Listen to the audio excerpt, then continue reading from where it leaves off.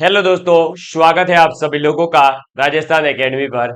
मैं प्रवीण सिंह आप सभी लोगों के साथ में। जैसा कि आप सभी लोग जानते हैं, लगातार आप लोगों के लिए एलडीसी एग्जाम, सीईटी एग्जाम और छात्रावास अधीक्षक एग्जाम की जो पाठ्यक्रम के अंदर सामान्य विज्ञान का सिलेबस दे रखा है, हम उसको डिस्कस कर रहे हैं।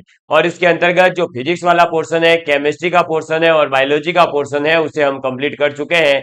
और अब हम बात कर रहे हैं पर्यावरण अध्ययन के बारे में। पर्यावरण अध्ययन का आज जो है हमारा ये लास्ट लेक्चर रहेगा, जिसके अंदर हम बात करेंगे भू जैव वैज्ञानिक जो चक्र है उसके अंतर्गत जो हमारा अवसादी चक्रों का एक भाग रह गया था। और वो कौन सा भाग रह गया था? तो वो रह गया था सल्फर चक्र। यानी कि आज हम इस क्लास के अंदर सल्फर साइकिल या सल्फर चक्र जो है उसको समझने वाले हैं।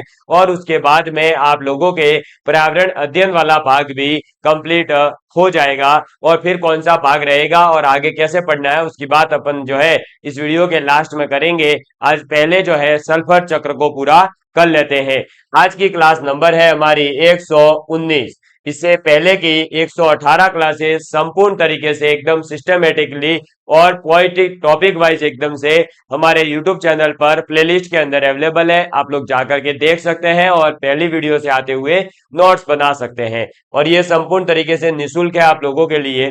तो चलिए बात करते हैं आज की क्लास की। उससे पहले आप लोगों को बता दूं, हमारा टेलीग्राम चैनल है राजस्थान एकेडमी सिरोही नाम से, जिस पर अभी 2100 से ज्यादा विद्यार्थी जुड़े हुए हैं। आप भी जुड़ सकते हैं और इसका लिंक इस वीडियो के डिस्क्रिप्शन में भी दे रखा है। और इसके अलावा हमारा जो है Telegram channel Rajasthan academy Sirohi नाम से सर्च करेंगे तो भी आ जाएगा। अब हम बात करते हैं आज हमारे सल्फर चक्र के बारे में कि सल्फर चक्र क्या है और इसके अंदर हमें क्या क्या चीजें याद रखनी है। ठीक है, तो सल्फर चक्र, सल्फर साइकिल की अपन बात करते हैं। अब सल्फर चक्र जो है, सबसे पहले आपको बता दूं कि सल्फर हमारे लिए क्यों उपयोगी है। आप लोग सभी जानते हैं कि हमारे शरीर के लिए प्रोटीन जो है एक बहुत ही आवश्यक घटक है। तो प्रोटीन जो होता है, उस प्रोटीन का भी आवश्यक घटक क्या है? तो सल्फर है। तो इस प्रकार से सल्फर जो है हमारे लिए एक उपयोगी घटक है। तो हम लिखेंगे कि सल्फर जो है प्रोटीन का एक महत्वपूर्ण घटक है। सल्फर प्रोटीन का एक महत्वपूर्ण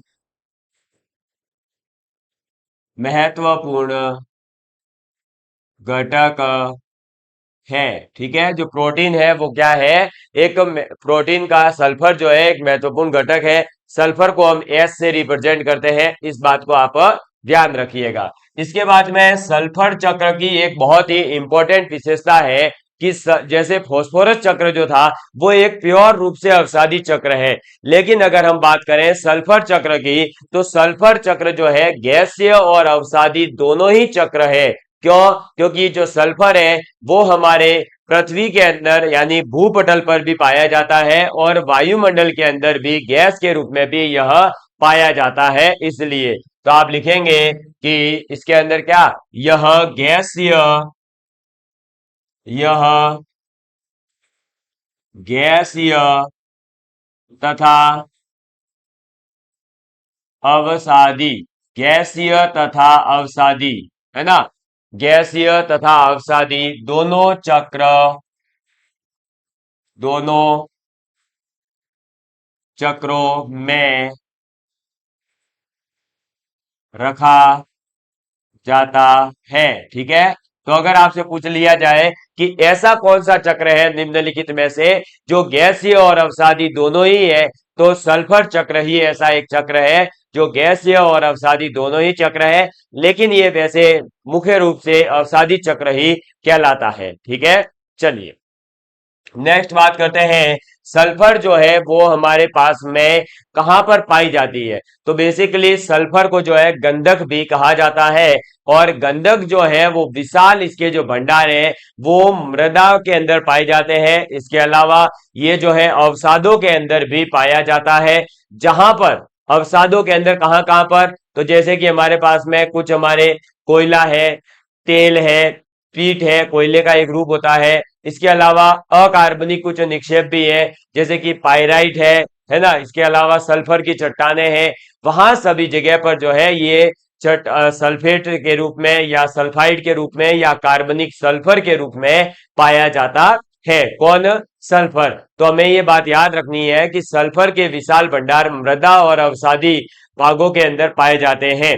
और कहां पर? अवसाद के अंदर भी। तो जैसे कि तेल है आपका, है ना, पीट है आपका, कोयला है, इनके अंदर यह या तो आपके जो है पाइराइट चट्टानों के अंदर या सल्फर चट्टानों के अंदर पाया जाएगा, या फिर जो है ये किसमें? कोयला, तेल और पीट के रूप में मिलता है।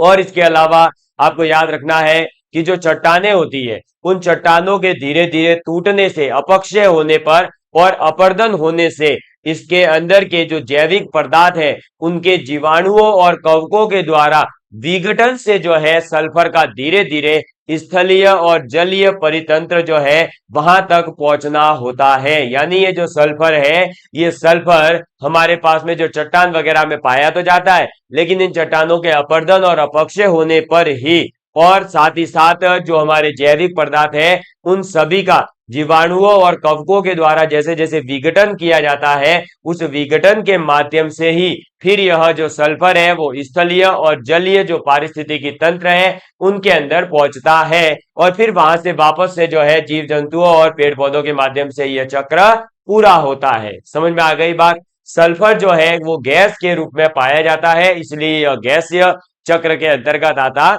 है।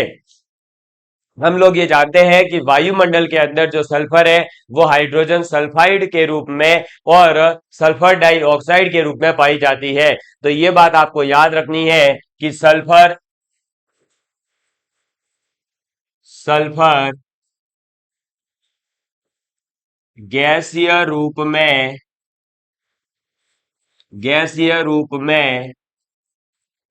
वायुमंडल में गैसीय रूप में वायुमंडल में हाइड्रोजन सल्फाइड हाइड्रोजन सल्फाइड यानी कि H2S, ये याद रखना। हाइड्रोजन सल्फाइड तथा sulphur dioxide sulphur dioxide के रूप में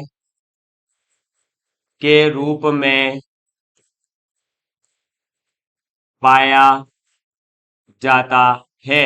सल्फर डाइऑक्साइड का मतलब हो गया SO2, ठीक है। तो सल्फर जो है वो गैस के रूप में वायुमंडल के अंदर या तो हाइड्रोजन सल्फाइड के रूप में या सल्फर डाइऑक्साइड के रूप में जो है पाई जाती है। इस बात को आपको याद रखना है। क्लियर? इसके अलावा जो है ये वायुमंडल के अंदर हमारे विशाल भंडारों के अंदर कैसे पाई जाएगी, तो अलग अलग अभी जो है हम आगे देखने वाले हैं। जैसे कि वायुमंडल के अंदर और भी कैसे, तो ज्वालामुखी का जैसे विस्फोट हो गया मान लो, तो ज्वालामुखी के विस्फोट होने पर भी सल्फर प्राप्त होती है।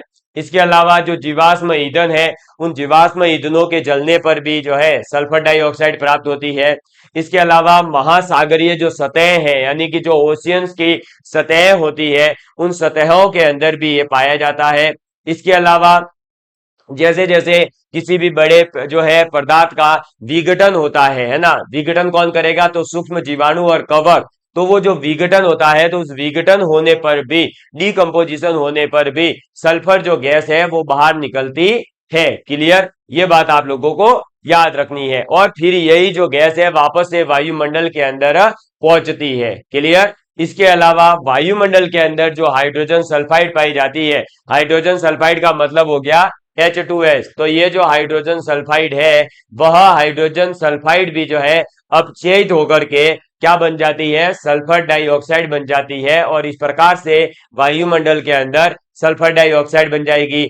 फिर वो जो सल्फर डाइऑक्साइड है वो वर्षा के साथ में, किसके साथ में? वर्षा के साथ में, रेन के साथ में जुड़ करके जो है सल्फ्यूरिक ऑक्साइड बन जाता है। सल्फ्यूरिक ऑक्साइड यानी कि H2SO4 बनता है, और वो H2SO4 जो है वो वर्षा के रूप में पुनः पृथ्वी पर आता है। तो इस प्रकार से जो है ये वायुमंडल में पहुंचा, वायुमंडल से वापस पृथ्वी पर आया, पृथ्वी से वापस वायुमंडल, और ये चक्र चलता रहता है।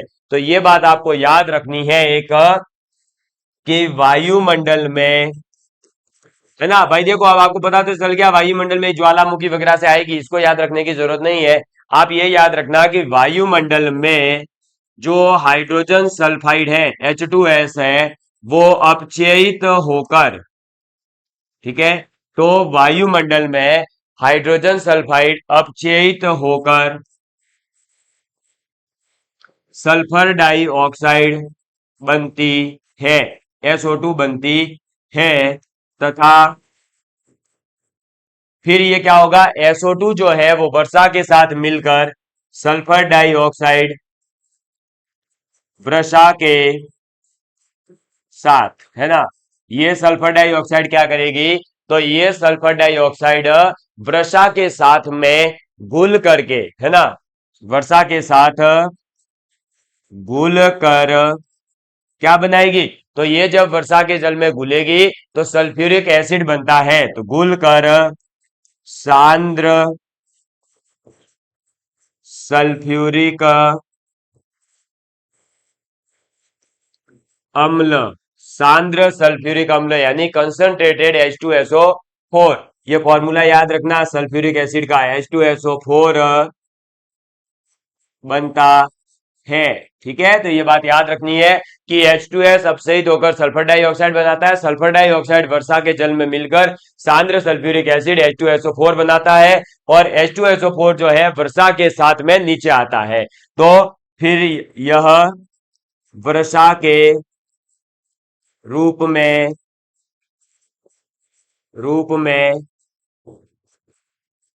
पृथ्वी पर आता है। ये बात आपको याद रखनी है। क्लियर? ये चीज थोड़ी सी छोटी है, यहाँ पे लिख दी है मैंने, तो थोड़ा सा याद रह जाएगा। लो, अब तो स्क्रीनशॉट अच्छे से आ जाएगा। बस यही लिखा है कि वर्षा के रूप में जो है ये पृथ्वी पर आ जाती है।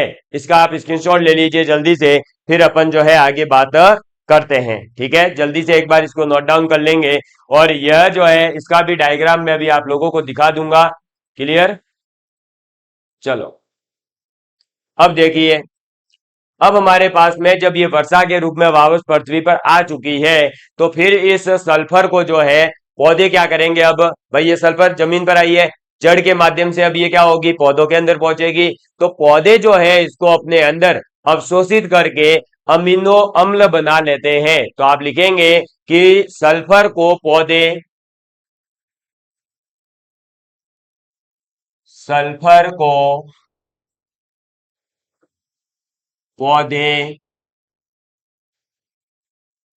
अवशोषित सल्फर को पौधे अवशोषित करके करके अपने अंदर अमीनो अम्ल क्या बनाते हैं, अमीनो अम्ल बनाते हैं। ये बात आपको याद रखनी है। तो ये सल्फर जो है इसको पौधे किसमें कन्वर्ट कर देते हैं, अमीनो अम्ल के अंदर कन्वर्ट कर देते हैं। फिर ये जो अमीनो अम्ल है इसको जो स्वपोषी ऊतक होते हैं, उन स्वपोषी ऊतकों के द्वारा, प्रोटीनों के द्वारा जो है उनके अंदर प्रोटीन पाए जाएंगे। वो प्रोटीन जो है फिर इसको समाहित कर लेते हैं, और इस प्रकार से जीव जो है, सजीव जीव है, उन जीवधारियों के शरीर में जो है पहुंचता है ये। फिर क्या होगा कि जो हमारे पास में देखो क्या हो गया, सल्फर जो है, आप इसको भूलना मत, वापस देखिए, सल्फर जो है किस रूप में था, H2S, फिर वो SO2 बना, फिर वो जो है H2SO4 बना, और H2SO4 जो है वापस से कहाँ आया, पृथ्वी पर आया, और फिर ये पृथ्वी से कहाँ पहुंचा, पौधे के अंदर पहुंचा, और पौधों ने इसको किस में बदल दिया, अमीनो अम्ल के अंदर बदल दिया। और इस अमीनो अम्ल को फिर जो है पौधों के अंदर पाए जाने वाले जो स्वपोषी ऊतक होते हैं उनके द्वारा प्रोटीनों में समाहित कर दिया गया। यानी अब जो है ये क्या बन चुका है, प्रोटीन बन चुका है। तो इस प्रकार से सल्फर से प्रोटीन आपका बनता है, और ये चक्र चलता रहता है। अब क्या होता है कि यहां पर प्रोटीन तो बन गया, लेकिन अब बात आती है आगे, तो हम आगे की बात करते हैं। देखिए अब क्या होगा, ये प्रोटीन बन चुका है, अब इनका क्या होगा, उत्सर्जन करना है भाई, है ना। तो जितने भी सजीव जीवधारी होते हैं उन सभी सजीव जीवधारियों के शरीर से जो है सल्फर उत्सर्जित होगी। इसके अलावा जो मृत जैविक पदार्थ है ना, उनके विलयन से भी क्या होगा, सल्फर जो है वापस से निकलकर बाहर आएगी। और वह सल्फर वापस से जब बाहर निकलेगी तो वो सल्फर कहाँ जाएगी, मृदा के अंदर जाएगी। इसके अलावा कहाँ जाएगी, तालाबों में जाएगी, झीलों में जाएगी, समुद्रों की जो है तली है वहां तक ये वापस से सल्फर पहुंच जाती है। क्लियर। और अब ये जो विघटन हुआ है, अब ये विघटन जो है दो प्रकार से हो सकता है ना। क्या बताया मैंने कि सभी जो जीवधारी है वो क्या करेंगे, सजीव जीवधारी सल्फर का उत्सर्जन करेंगे और जो मृत जैविक पदार्थ है उनका भी विघटन होगा और सल्फर बाहर निकलेगी। लेकिन ये जो विघटन होता है ये दो प्रकार से होता है। कितने प्रकार से होता है, दो प्रकार से। तो आप यहां पर लिखेंगे कि जैविक पदार्थ, जैविक पदार्थ का विघटन। और जैविक पदार्थों का विघटन जो है वो दो प्रकार से होगा। अच्छा सर, दो प्रकार से कैसे? तो एक होगा आपका कौन सा घटक, आपका हो जाएगा वायवीय घटक। कैसा हो जाएगा, वायवीय। ठीक है, कैसा विघटन होगा, वायवीय विघटन होगा।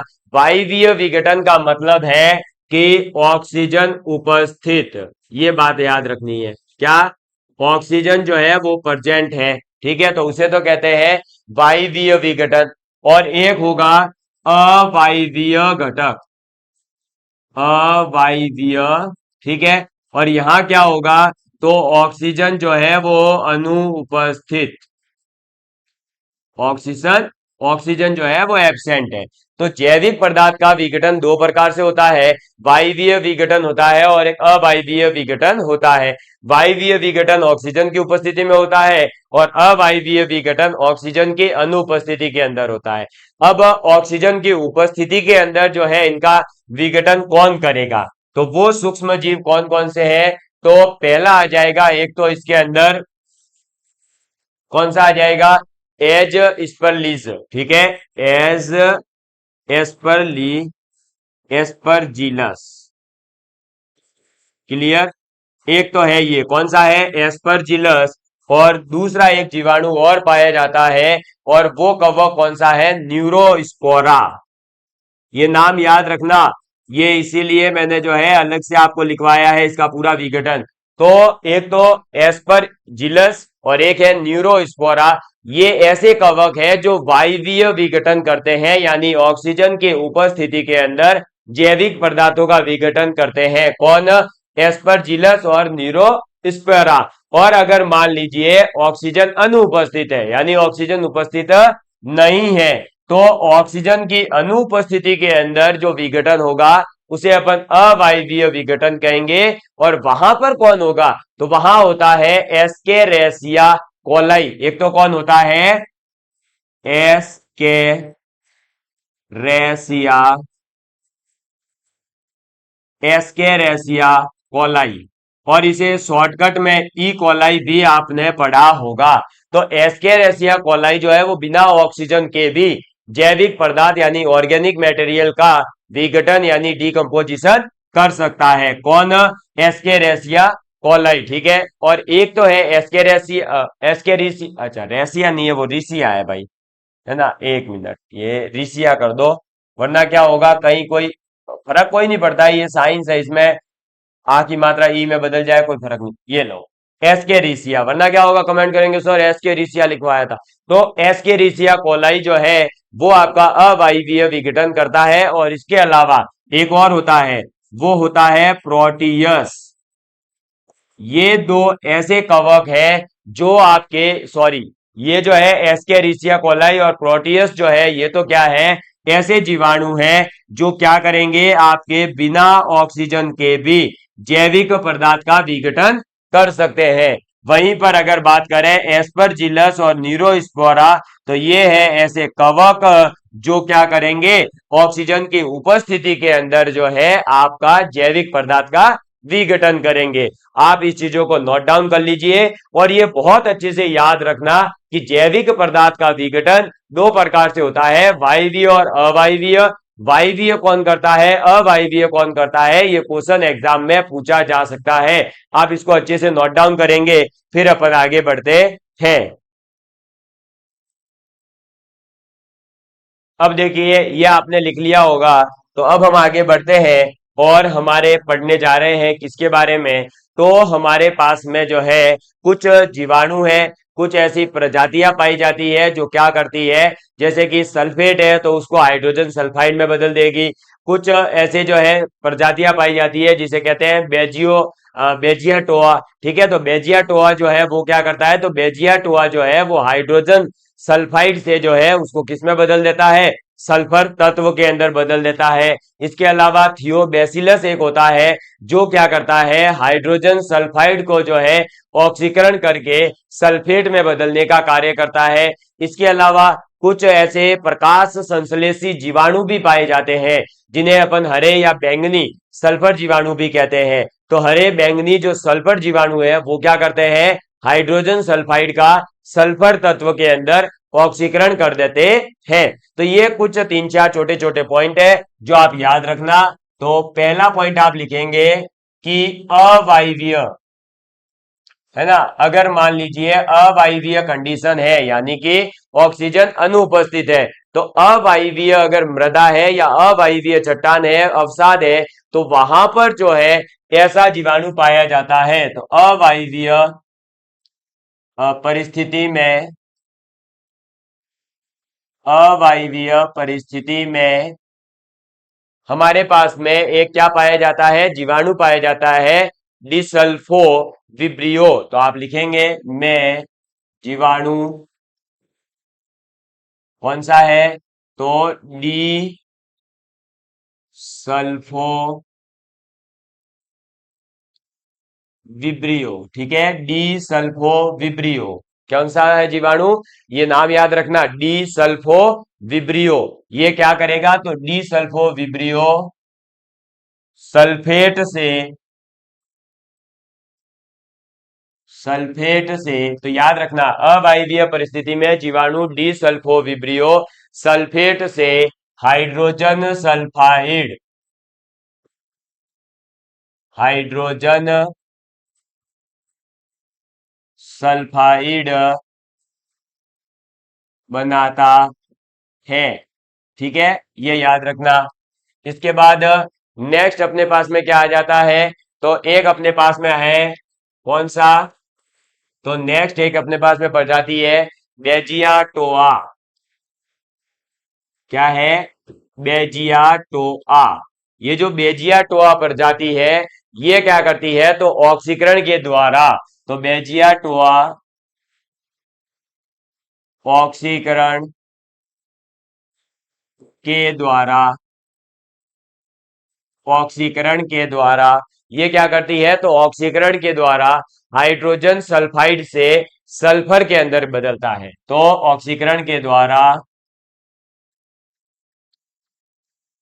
हाइड्रोजन सल्फाइड, ठीक है, तो ऑक्सीकरण के द्वारा हाइड्रोजन सल्फाइड से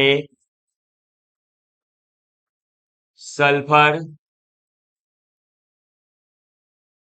तत्व में बदलता है।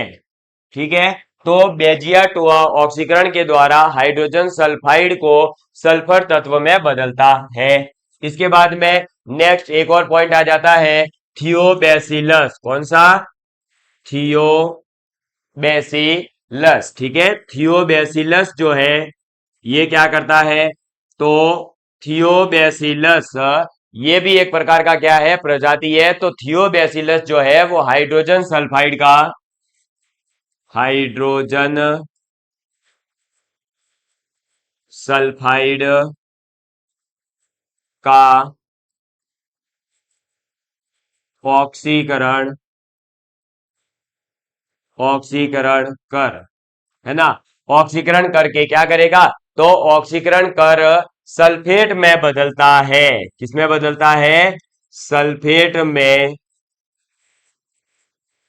बदलता है। ठीक है, तो ये बात याद रखनी है कि थियोबैसिलस जो है वो हाइड्रोजन सल्फाइड का ऑक्सीकरण करके सल्फेट में बदलता है। क्लियर। चलिए, इसके बाद में नेक्स्ट एक लास्ट पॉइंट है, कुछ प्रकाश संश्लेषी जीवाणु। यहां नहीं आएगा, आगे लिख लेते हैं। तो आप लिखेंगे प्रकाश संश्लेषी जीवाणु, प्रकाश संश्लेषी जीवाणु। ठीक है, प्रकाश संश्लेषी जीवाणु जैसे जैसे हरे व कैसे, तो हरे व बैंगनी, ये याद रखना कलर, ऐसे नहीं कि नील हरी शैवाल से नीला कलर याद कर लो। हाँ, कौन से हरे व बैंगनी सल्फर जीवाणु, ये भी याद रखना पूरा नाम, सल्फर जीवाणु। क्लियर। तो ये प्रकाश संश्लेषी जीवाणु है, हरे और बैंगनी सल्फर जीवाणु, जो क्या करते हैं, जीवाणु जो क्या करेगा, तो ये जो है हाइड्रोजन सल्फाइड जो होता है उसको सल्फर तत्व में बदलता है। तो जीवाणु जो हाइड्रोजन सल्फाइड, हाइड्रोजन सल्फाइड को सल्फर में बदलता है। अब बदलेगा किसके हेल्प से, तो वही ऑक्सीकरण करके जो है इसको हाइड्रोजन सल्फाइड को सल्फर के अंदर बदल देगा। और इस प्रकार से जो है हमारा सल्फर चक्र जो था वो यहां पर पूरा होता है। और इसी के साथ में आपका जो है पर्यावरण अध्ययन वाला जो भाग था उसका भी दी एंड होता है। समझ में आ गई बात। तो आप सभी लोग जो है धन्यवाद के पात्र हैं, इसके लिए आप सभी लोगों का धन्यवाद भी ज्ञापित करता हूं, दोनों हाथ जोड़ करके, कि आप लोगों ने अभी तक जो है हमारे को इतना प्यार दिया कि मैं आप लोगों के साथ में लगातार जुड़ा रहा और आप लोगों के लिए लगातार क्लासेस ला सका। और आज फाइनली हमने जो है एक और यूनिट को पूरा किया। तो चलिए यहां तक एक बार नोट डाउन कर लीजिए और इसका स्क्रीनशॉट ले लीजिए एक बार। फिर अपन जो है एक नई चीज पढ़ने जा रहे हैं। क्या पढ़ने जा रहे हैं, स्क्रीनशॉट ले लिया, ले लिया। ये रहा हाइड्रोजन साइकिल का डायग्राम। क्योंकि आप लोगों के दिमाग में आ रहा होगा कि सर ने जो है सबका डायग्राम बताया था, हाइड्रोजन इस सल्फर चक्र का क्यों नहीं बताया। तो ये रहा सल्फर चक्र का डायग्राम। इसके अंदर जो है वही है, देख लो ये प्लांट लगे हुए हैं। प्लांट से क्या हुआ, धीरे धीरे जो है देखो फैक्ट्री तक पहुंचा, फैक्ट्री से एनिमल डिकम्पोजिशन हुआ, डिकम्पोजिशन से सल्फेट बना, सल्फेट का जो है वापस से सल्फर बना, और ये इस प्रकार से चलता रहा चलता रहा। तो इस डायग्राम में जो है कोई इतना बड़ा है नहीं, इसलिए मैंने इसके अंदर कुछ ज्यादा समझा नहीं रहा हूं। ये डायग्राम आप देखने के लिए और अपने अंदर जो छोटे छोटे वर्ड्स इसमें लिखे हुए हैं वो आपको दिखाई नहीं दे रहे हैं, वो आपको टेलीग्राम पर शेयर कर दूंगा तो वहां दिख जाएंगे। क्लियर। इसी के साथ में आज अपन ने इस यूनिट को पूरा किया। अब एक बार जो है मैं आप लोगों के सामने बता देता हूं कि हमने जो है क्या क्या कर लिया है। ये देखिए हमारे सामने हमारी यूनिट आ चुकी है। एक बार जो है मैं पहले तो मिटा देता हूं कि हमने क्या क्या पढ़ लिया है। देखिए भैया, हम बात करें अगर, तो हमारे पास में हमारे 8वीं यूनिट चल रही थी, है ना। बाकी सब पूरा हो चुका है, 8वीं यूनिट चल रही है। और इसके अंदर जो है अगर मैं बात करूं तो ये पूरा हो चुका है। 7वीं अपने 6ठी यूनिट के अंदर केवल संचार प्रौद्योगिकी रहा था, तो एक तो ये रहा था। इसके अलावा हम जो है 8वीं यूनिट पूरी बाकी पड़ी थी, तो 8वीं यूनिट को आज मैंने जो है पर्यावरण अध्ययन का डिटेल दे दिया था। फिर पारिस्थितिकी तंत्र की संरचना बता दी थी, पारिस्थितिकी तंत्र के जैविक घटक के बारे में बता दिया, पारिस्थितिकी तंत्र में ऊर्जा प्रवाह कैसे होता है वो भी बता दिया। और अब हमारा चल रहा था जैव भू रासायनिक चक्र और सल्फर चक्र के साथ में मैंने पर्यावरण अध्ययन का जो यूनिट दे रखा है वो भी आपका कंप्लीट करवा दिया।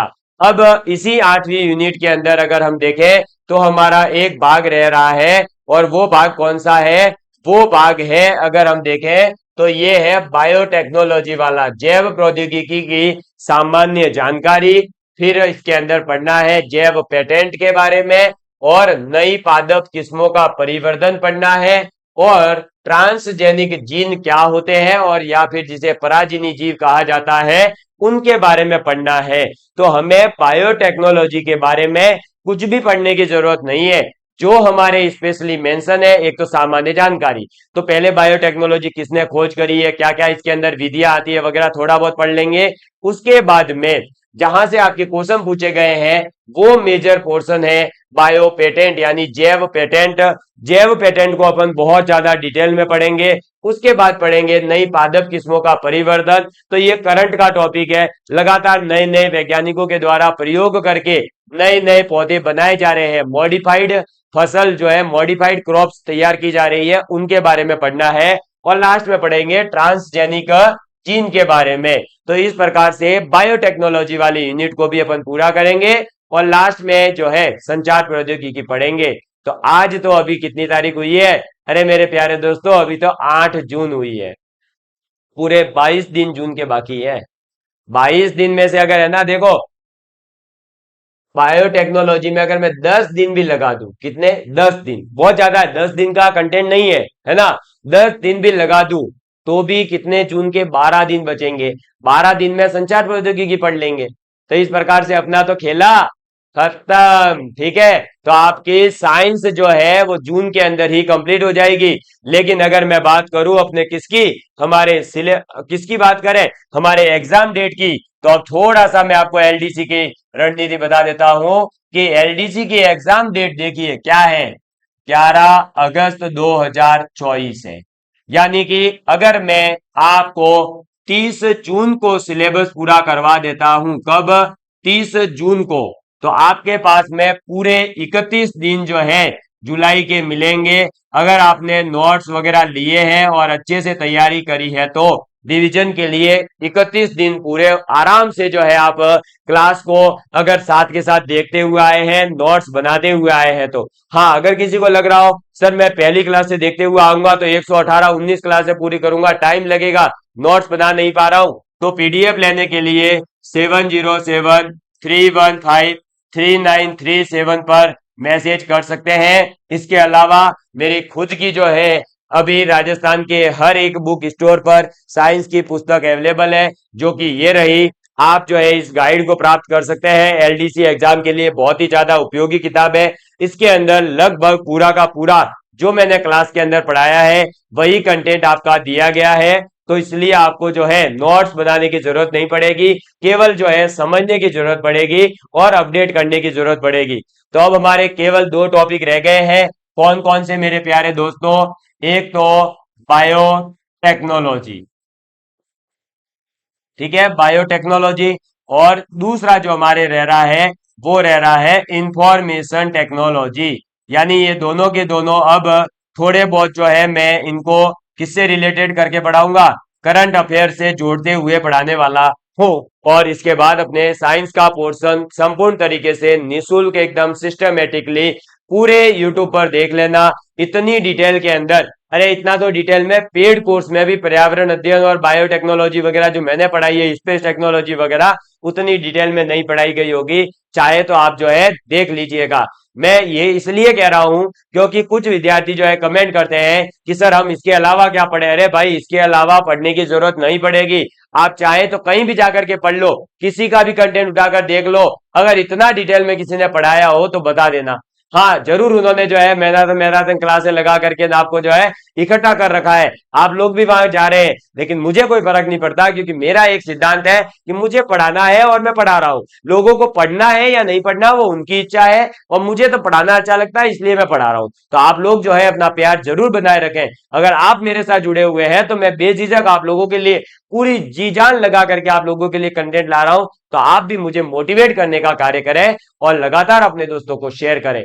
धन्यवाद, जय हिंद, जय भारत। मिलेंगे अगली क्लास में, तब तक के लिए बाय बाय। अगला टॉपिक कौन सा रखें ये भी कमेंट करके बताओ तो और मजा आएगा। और आज अगर आप लोगों को लगा हो कि हाँ सर ने रियल में क्वालिटी कंटेंट के साथ में बिना कॉम्प्रोमाइज किए लगातार क्लासें लेकर के संपूर्ण पाठ्यक्रम पहली बार यूट्यूब पर पूरा कंप्लीट करवाया है, मैंने पूरे यूट्यूब के अंदर जाकर के देख लेना, किसी भी बड़ी कोचिंग किसी भी छोटे कोचिंग को देख लेना, किसी ने भी, जिन्होंने करोड़ों रुपए कमा लिए, लेकिन एक जो है कोई ऐसा बता देना जिसने जो है पूरा कोर्स फ्री में करवा रखा हो, नहीं करवाता है कोई। लेकिन हम आपके लिए करवा रहे हैं, क्यों? क्योंकि हमारे को देखो, मैं ये नहीं कह रहा हूं कि पैसे नहीं कमाने हैं या मैं कोई अंबानी की औलाद हूं, नहीं भाई, लेकिन कहीं ना कहीं जो है, अगर हम एक बार विद्यार्थियों के लिए हमारी तरफ से जो कंटेंट है वो विद्यार्थी तक अच्छा कंटेंट तो पहुंचे, और वो अच्छा कंटेंट पहुंचाने के लिए पहले जो है उसे बताना पड़ता है कि भाई ये पढ़। अब वो पढ़ ही नहीं रहे, उनको ये लग रहा है बस पेड कोर्स में जो है अच्छा वो मिलता होगा। अरे पेड कोर्स में क्या कोई पेड़ पौधे पढ़ाएंगे क्या? यही पढ़ाया जाता है, इससे भी कम पढ़ाया जा रहा है, चाहे देख लो जा करके। धन्यवाद, जय हिंद, जय भारत। ये थोड़ा सा गुस्सा था आप लोगों के ऊपर क्योंकि आप लोग शेयर नहीं करते हैं, बहुत गुस्सा आता है, शेयर करो यार। धन्यवाद।